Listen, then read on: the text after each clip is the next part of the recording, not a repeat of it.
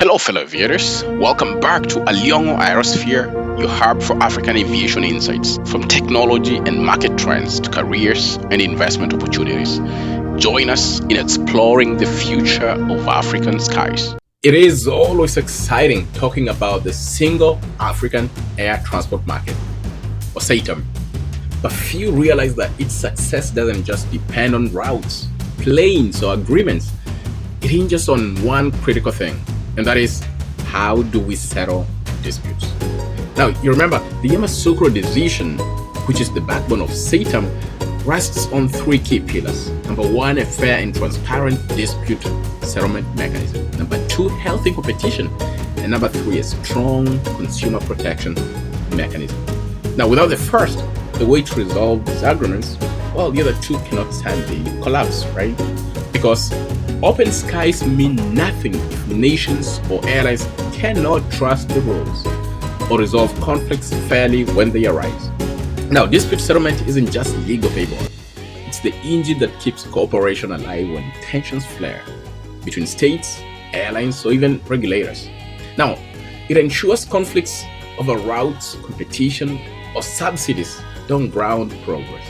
It builds trust, protects investors, and safeguards the integrity of the single market. Now, let's take an example. The European Union.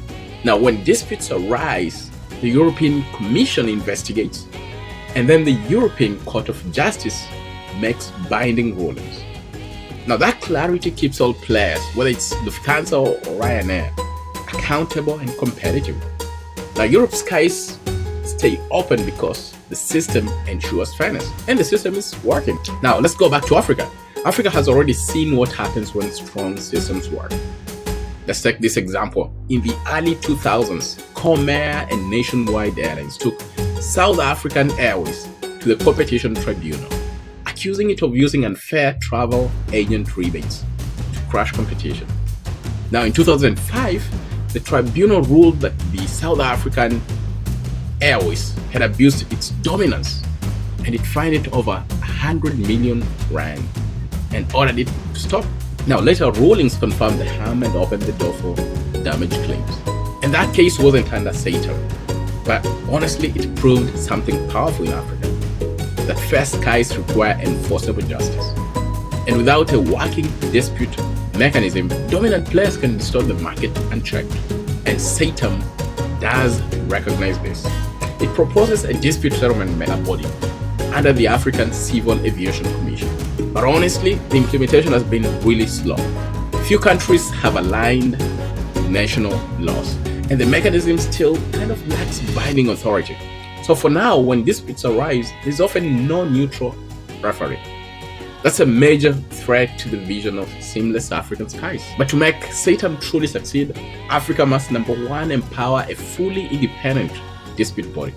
Number two, has to ensure the binding, respected decisions, and go a step further and promote transparency and accountability across the board. Because the future of African aviation depends not just on open skies, but on fair skies. That's why the dispute settlement mechanism isn't just legal fine print. It's the key to making SAATM thrive. Let's know your thoughts. Leave them down in the comment section, and we'll see you in our next one. Kwaheri kwa leo. Bye. Thanks for stopping by.